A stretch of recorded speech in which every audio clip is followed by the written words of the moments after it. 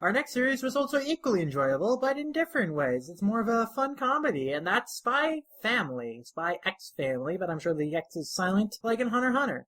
But this series is by Tatsuya Endo. This comes out bi-weekly on Sundays.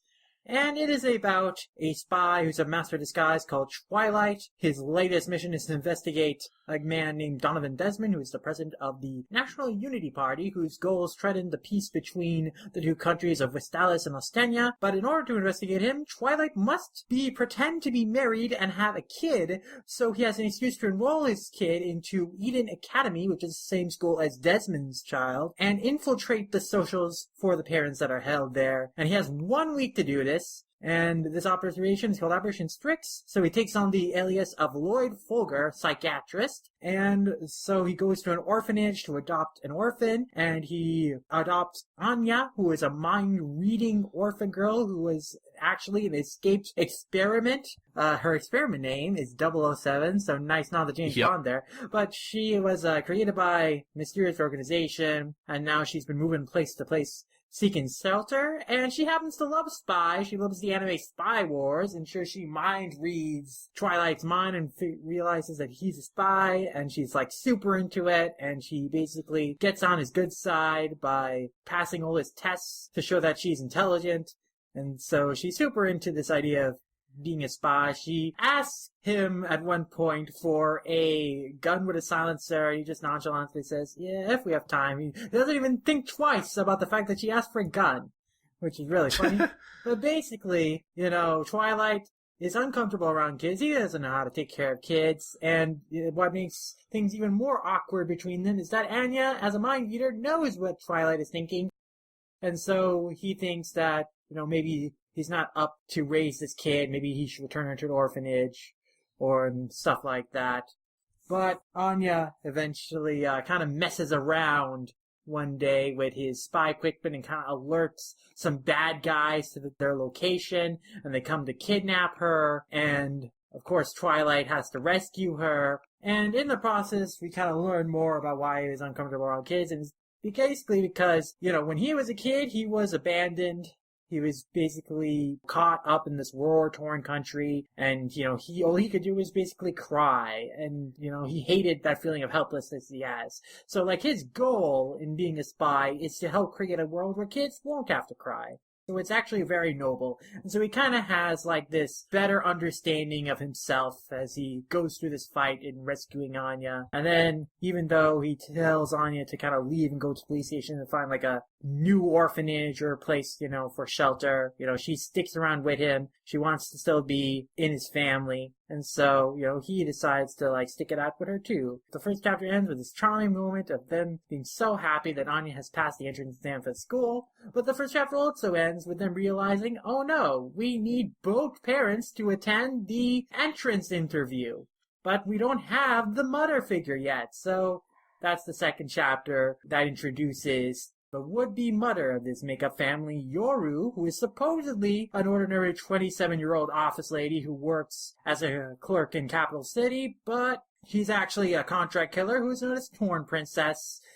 And because she is, I guess, in her late 20s and Signal, all her co-workers are giving her shit for it, brother's giving her shit for it, and it's very annoying, and she kind of just is trying to throw her brother off and, get him to back up by saying, oh no, I have a boyfriend, but then her brother wants proof, and then she's like, gosh, shit, I have to go to this party now and bring my made-up boyfriend. What am I gonna do? And meanwhile, Twilight is, of course, looking for someone to be his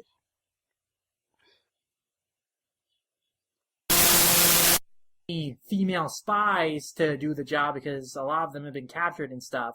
So he's just looking around for potential people he can pick up.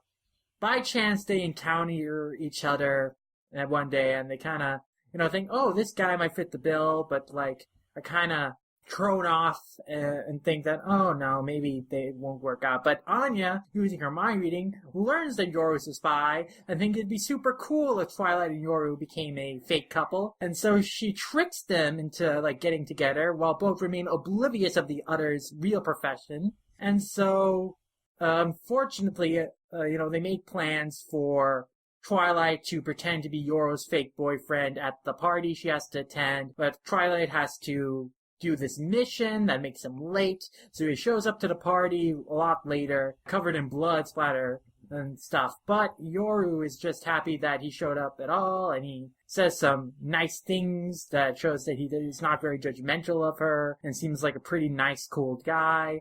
And so she kind of starts to like him after that.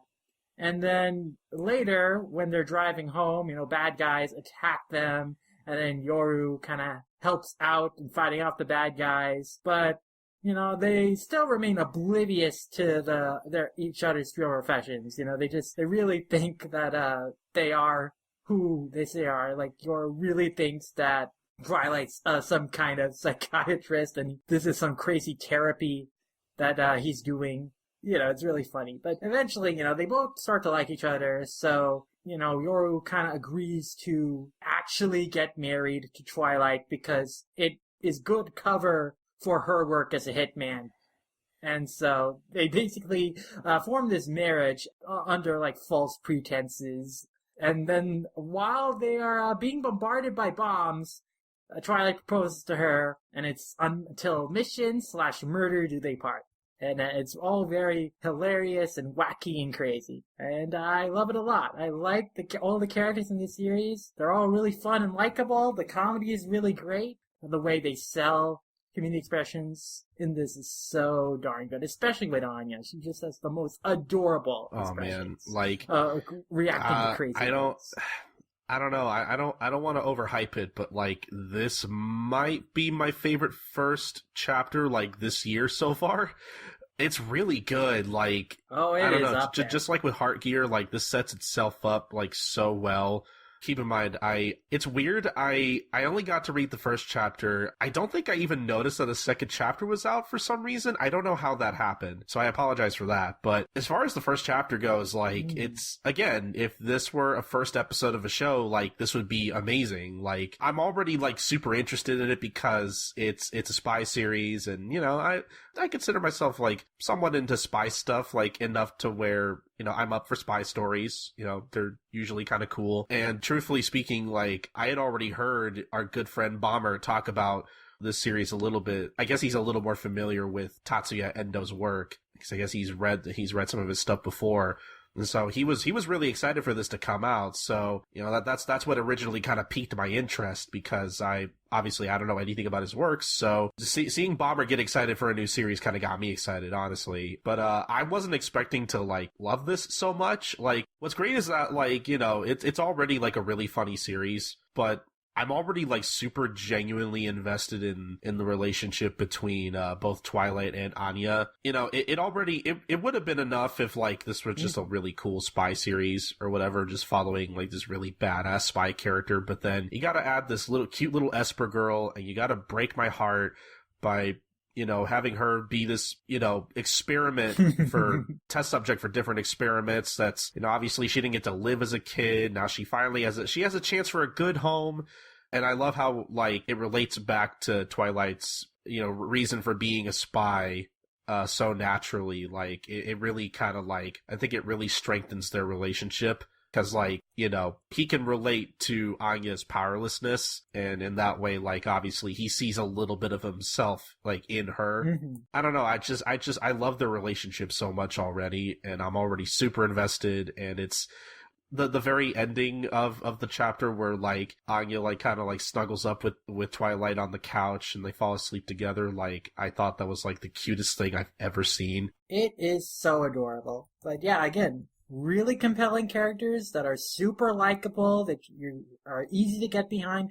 What really works about the series is that it's full of humor. Every element of this story, it never goes too dark. It's always focused on the humorous aspect of it, the fun aspects of it, and that's what makes it so enjoyable. It's a nice, heartwarming read about these characters. I guess that's another thing too. I'm a real sucker for stories about a parent figure and their child. I love stories like Sweetness and Lightning and Bunny Drop, the pre-bad stuff Bunny Drop, I should say, the pre-creepy stuff. That goes without saying, but Yeah, it's just I've come to really love stories like that, so like that's already another element that I'm like super invested in. The action's really good too. Like I think my favorite like moment in particular is where like Twilight comes home to his apartment, and you know, because Anya accidentally sent out a signal through his like spy telecom gear or whatever, that now they know where he is and they try to ambush him. Mm-hmm. But obviously he has the upper hand and just beats the shit out of all of them. I love the moment in particular where like he throws a can at this guy and like just takes a chair to his head. Like that moment in particular is so well drawn, and I love the way that his assailant is like stretched out. Like the way it's drawn, you could tell, like you feel that impact. Like my head hurts just looking at that. Like it's amazing. Yeah, there's some really sharp art in the series, and the timing of the action and comedic beats are great just throughout. Like, one of my favorite moments in the second chapter is when Yoru's bitchy coworker is jealous of the fact that Twilight is kind of handsome and cool, so she tries to, like, spill hot gratin all over her. Like, an entire plate of, like, just this hot food over her and burn her. And Yoru just, like, picks it up with her feet. Like, literally, she, like, kicks the tray and lifts it up with her feet and catches it that way. And to make things even better is, like, a drop of the gratin falls on the bitchy coworker's face, so she gets burned instead. It's really funny. It's like the comedic timing of that entire sequence is just so good with each beat of it. It just moves really fast and really satisfyingly with each pose and each panel. And it is like comedy in this, and the way action is communicated is just so satisfying. But yeah, no, I just like that I'm able to read a series with cool action comedy elements mixed with a really genuinely heartwarming, like, you know, father and daughter relationship almost. Like those elements combined, I think, really make something great with Spy Family, and I'm definitely going to be reading more of this. And I think a lot of people share our sentiments and are equally excited for this, because this series is apparently a big hit already. The first chapter, according to our good friend Bomber, has over 2,700 comments and over 10,000 likes. Chapter 2 has over 2,000 comments and over 7,000 likes, and this is on Jump Plus, mind you. But even on Manga Plus, it's doing very well in the statistics. So, you know, I think this is a big hit right out of the gate. I think a lot of people are looking forward to reading more of this. I'm looking forward to reading more of this. And yeah, I think this could be a really great series to follow,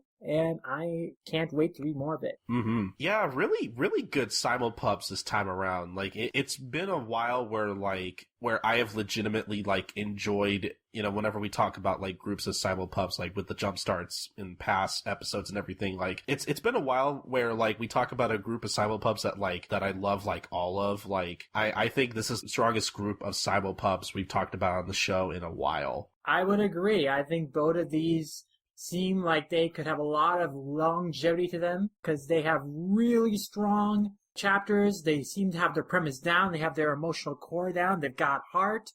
There's just a lot to love in them, and I think that they could be quite successful. And I'm really looking forward to reading more of these, for sure. Mm-hmm. This was a great batch of new simulpubs that I think that any manga fan should definitely check out. I think these are really appealing and enjoyable stories. Oh yeah, we'll definitely be leaving links to these on Manga Plus in the show notes, because you know, in case you don't know, you know, if you haven't been listening to the show or you live under a rock, you can literally read these for free. Yeah. You don't got to pay or nothing. These are just available, not just for us in North America, but everywhere. Like, people around the world can read this. So, no matter what country you live in, unless you live in, I think, Japan or China or something, like, you know, you have access to this. So definitely go check it out.